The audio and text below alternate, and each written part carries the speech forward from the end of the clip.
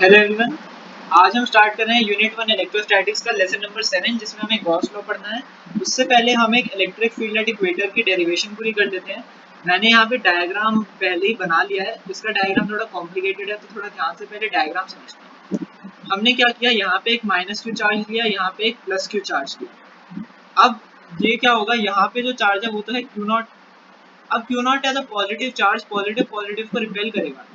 मतलब ये वाला पॉजिटिव और ये वाला पॉजिटिव चार्ज एक दूसरे को रिपेल करेंगे इस डायरेक्शन में, और नेगेटिव और पॉजिटिव अट्रैक्ट करेंगे इस डायरेक्शन में। तो नेट रिजल्टेंट आ जाएगा यहाँ पे। तो ये जैसे हमने पहले किया था, ये थीटा तो ये भी थीटा, और ये वाला एंगल भी थीटा बन जाएगा।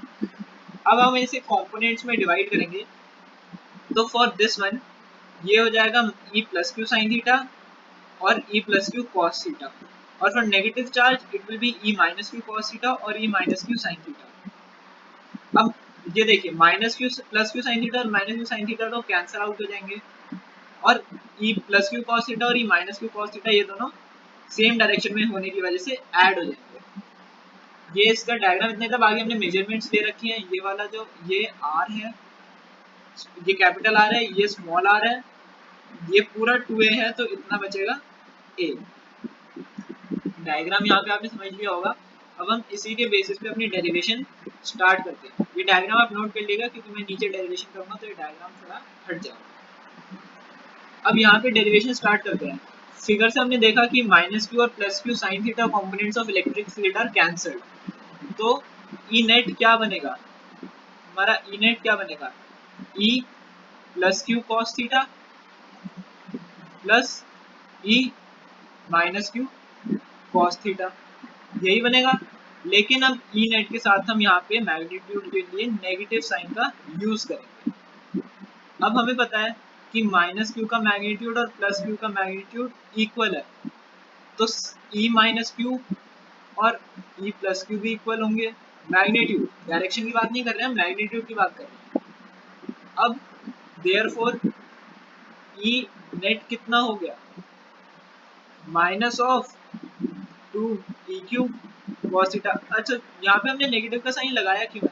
नेगेटिव का साइन हमने इसलिए लगाया है क्योंकि यहाँ पे इलेक्ट्रिक फील्ड की डायरेक्शन है इस तरफ, और डायपोल मोमेंट की डायरेक्शन है इस तरफ। थीटा हो गया 180 डिग्री। 180 डिग्री में क्या होता है, अनस्टेबल इक्विलिब्रियम -1।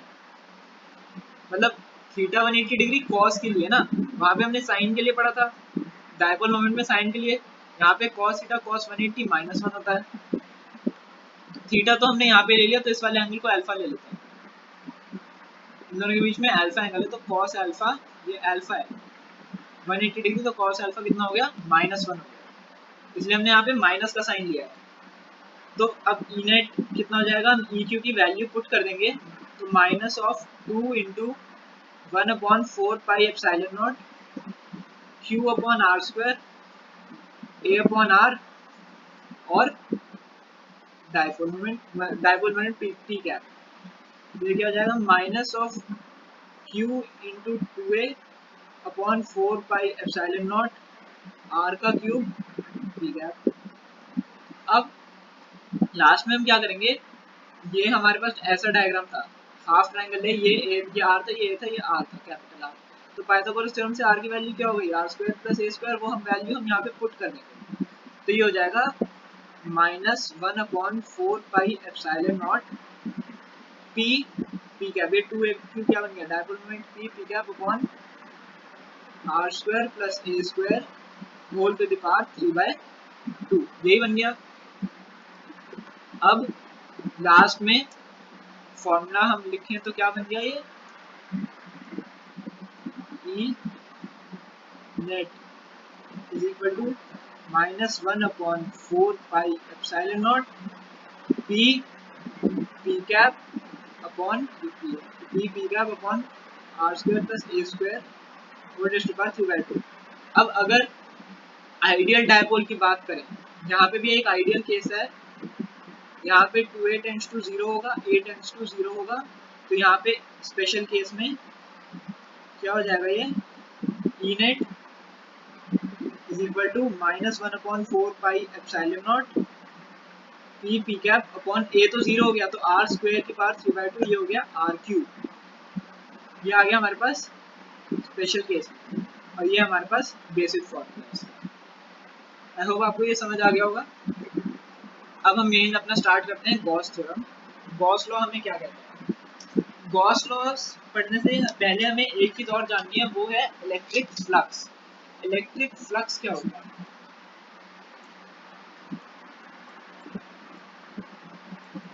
इलेक्ट्रिक फ्लक्स, अब इलेक्ट्रिक फ्लक्स का ये मतलब है कि अगर हमारे पास कोई भी एरिया है, अब electric flux through a given area is the measure of total number of electric field lines of force passing through that area, passing normally through that area। क्या मतलब? इलेक्ट्रिक फ्लक्स वो मतलब इलेक्ट्रिक फ्लक्स जो है वो एक major है कि एक क्लोज्ड एरिया में से कितनी इलेक्ट्रिक लाइंस ऑफ फोर्स या इलेक्ट्रिक फील्ड लाइंस निकल रही हैं, उसके मेजर को कहते हैं electric flux. Electric flux of a given area is the measure of total number of electric field lines passing normally through that area। Normally pass हो रही है, ये वर्ड ध्यान रखना, passing normally through that area. अब हम आगे देखते हैं, ये एक स्केलर क्वांटिटी है और इसकी जो यूनिट है वो होती है न्यूटन मीटर स्क्वायर पर कूलम, और फॉर्मूला मैं आपको बता दूंगा, फॉर्मूला होता है इसका flux phi C is equal to E vector dot S vector. S vector क्या है यहाँ पे? सरफेस एरिया, एरिया से पास हो रही है ना electric field to surface area, तो E vector dot S vector. अब हम आगे आते हैं गॉस लॉ पे। गॉस लॉ हमें क्या कहता है? द टोटल नंबर या फिर टोटल इलेक्ट्रिक फील्ड, मैं टोटल नंबर ऑफ, इसकी स्टेटमेंट में हम लिख सकते हैं या तो द टोटल इलेक्ट्रिक फ्लक्स या फिर the total number of lines of force passing through given area, वही इलेक्ट्रिक फ्लक्स की definition. Total electric flux through, कहां से? अ क्लोज्ड सरफेस, ये बात ध्यान रखना, क्लोज्ड होना चाहिए surface, is 1 upon epsilon naught times the net charge enclosed in the surface। Surface कौन सा वाला? क्लोज्ड सरफेस, क्लोज्ड सरफेस होना चाहिए। तो क्या कहता है Gauss law? The total electric flux through a closed surface is 1 upon epsilon naught times the net charge enclosed in the surface। तो इसका फॉर्मूला क्या बन जाएगा? Flux Q net upon epsilon, ये हो गया हमारे पास गॉस लॉ। अब ये तो हमने इसकी स्टेटमेंट पढ़ी, अब इसकी डेरिवेशन भी करते हैं छोटी सी। और हाँ, एक और चीज, जो डायपोल मोमेंट के, जो इलेक्ट्रिक डायपोल के लिए गॉस लॉ जीरो होता है, क्योंकि नेट चार्ज कितना है इसका? Plus Q minus Q, zero, because net charge is zero. तो इलेक्ट्रिक फ्लक्स के लिए गॉस लॉ इज जीरो। अब हम पढ़ते हैं alternate form of Gauss law.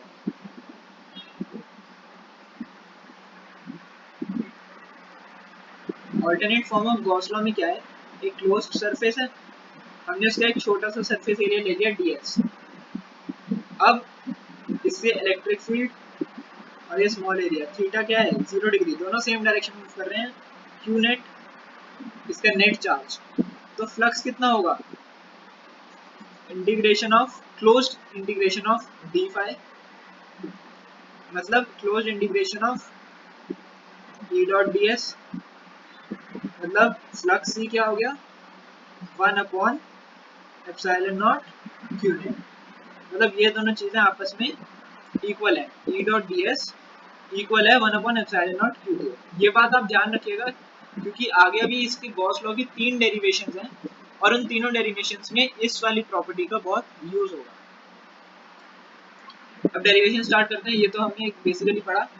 अब integration of E vector dot D S vector is equal to E D S cos theta. जब भी हम डॉट प्रोडक्ट हटाते हैं तो कॉस थीटा लगाते हैं, थीटा लेकिन 0 डिग्री हमारे पास, तो कॉस थीटा की वैल्यू 1 हो जाएगी। तो हम इसको क्या लिख सकते हैं, E close integral of D S. अब स्फीयर का सरफेस एरिया क्या होता है 4 पाई आर स्क्वायर, अगर रेडियस आर है तो 4 पाई आर स्क्वायर। अब ई की वैल्यू हमें पता है क्या होती है 1/4 pi epsilon naught Q upon R square into 4 pi R square. R square से आर स्क्वायर कैंसिल, 4 पाई से 4 पाई कैंसिल, क्या बचा क्यू अपॉन एप्सिलॉन नॉट। यही तो गॉस लॉ था। देयरफॉर लास्ट में हमारे पास क्या बचा ई डॉट, ये integration of E dot D S is equal to Q upon epsilon naught. ये हमारे पास कैसे आया, ई की वैल्यू याद होगी ना सबको 1/4 pi epsilon naught Q upon R square. यहाँ पे अगर एक और क्यू आ जाता तो फोर्स बन जाता। अब डेरिवेशंस हम नेक्स्ट क्लास में करेंगे। अभी हम एक क्वेश्चन कर लेते हैं कि हमें डिराइव करना है Coulomb's law from Gauss law.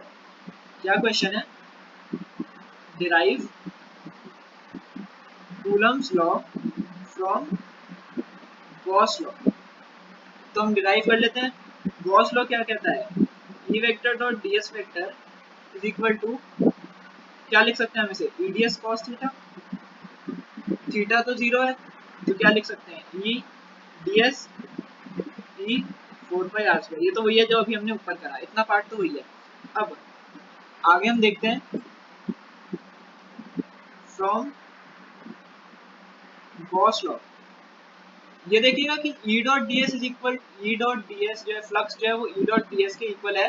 ये गॉस लॉ नहीं है, ये तो एक मतलब ये तो उसका फॉर्मूला है। गॉस लॉ तो ये है कि फ्लक्स मतलब E dot D S is equal to Q upon epsilon naught, ये है गॉस लॉ। तो अगर हम इससे देखते हैं फ्रॉम, ये मान लिया हमने 1, ये मान लिया हमने 2, फ्रॉम 1 एंड 2 हमारे पास क्या हुआ, E 4 pi R square is equal to Q upon epsilon not, यही आया। तो अब ई को हमने लिख लिया एफ अपॉन क्यू, यही होता है ना, ई इज इक्वल, ई में एक क्यू की कमी होती है तो ई को हम क्या लिख सकते हैं, F upon Q not, Q not.